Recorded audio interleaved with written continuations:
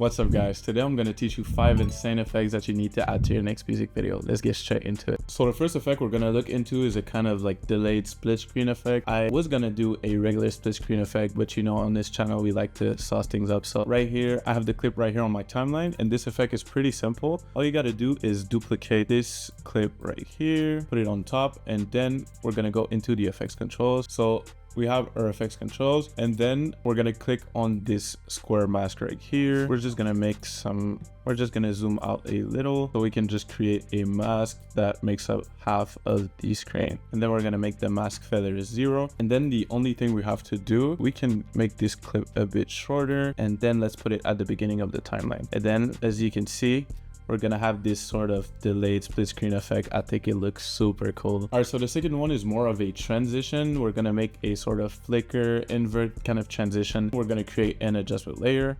So I already created one, but what you can do is right click, do new item, and then adjustment layer. So let's put it above the two clips. We can all make them 1 frame long. For now, let's just make one right here that's 1 frame long. So the first effect that we're gonna apply is the noise effect. Noise, let's put it onto the adjustment layer. Let's go into the effects controls and turn up the amount of noise, and you can uncheck use color noise as well. And then the second and last effect that we're gonna apply is the tint effect. That is going to allow us to do that kind of invert white and red sort of effect. So the matte black, we're going to put it to white. So that's what's going to give us that invert effect. And the matte white, we're going to put it to red. So yeah, as you can see, we have that. And by leaving it for only 1 frame long over a period of frames, we're going to get that really cool transition that we're looking for. Yeah, let's say we have 4 of them. We have this really cool flash effect.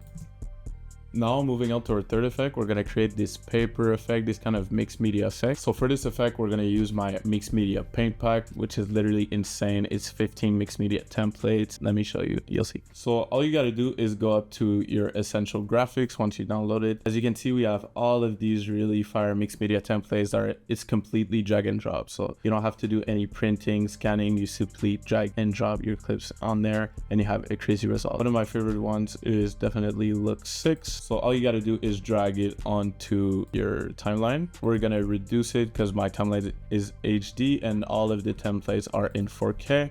So let's make it 50. So now, as you can see, you have all of these settings that allows you to customize, basically have a really cool result. So let's just disable, let's press D, we're gonna disable this. So let's say I'm interested in this clip right here. All I gotta do is right click, do make subsequence. As you can see, it pops up right here. And now we can enable it once again. And now all you gotta do is literally just drag this and drop it. We're gonna put it on the down right one. As you can see, we have the clip right over there. So, and you also have these settings that allow you to adjust your image as well. So I'll just put it right there, something like that. And then we can get another clip. Let's just scroll through to find it. So now I can just press I to put an input source. Let's do I, and then you can drag it to the other one up left right here. We're gonna press I and out, get an input and output source, and then we're gonna press enter to render it out. And just like that, you have this insane mixed media sequence. And if you don't really want the overlays that are here, you totally have the option to either turn it off, or you can also customize it as well. You can make it white if you want, or change it to whichever color. And the pack also comes with 40 overlays, 40 doodle plus scribbles. So you can grab whichever one. I really like the stars one right here. So you can totally just replace this one. Let's just drag this and it is replaced. So I think for this one, I think we're gonna make it red. That looks really cool. So let's look at our final result. If you're interested in copying Mixed Media Paint Pack, it'll be available in the description.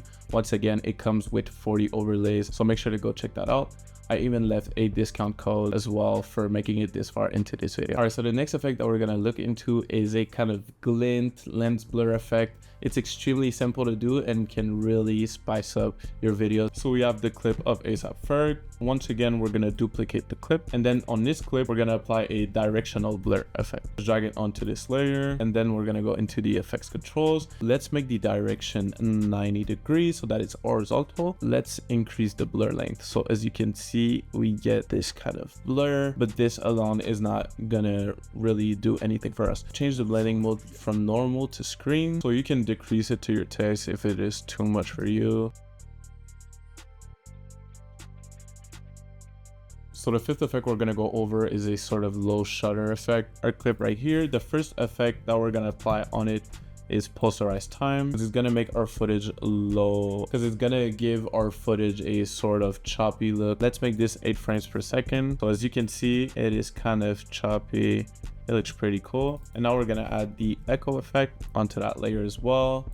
We can make it 3 echoes, decrease the decay a little bit. Let's look at what we have for now. That looks super clean. If you want, you can also increase the number of echoes and play around with these settings so that you get your own unique result. So that was it for today. Thank you so much for watching. If you enjoyed this video, please consider subscribing, and please let me know in the comments what type of tutorials you would like me to cover next. Also, if you still feel like learning, you can watch this video right there, and I'll see you in the next one.